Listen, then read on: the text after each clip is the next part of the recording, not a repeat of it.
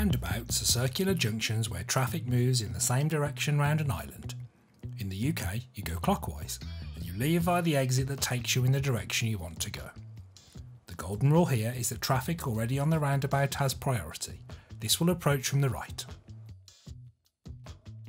On your approach to a roundabout, you will usually see a triangular warning sign. At this point, it's time to employ your MSPSL routine and get in the correct lane.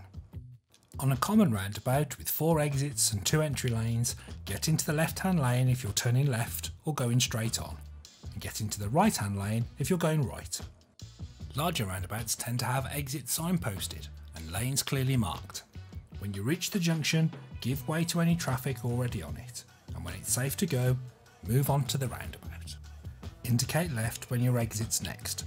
If it's clear, take the exit and leave the roundabout, remembering to cancel your indicator.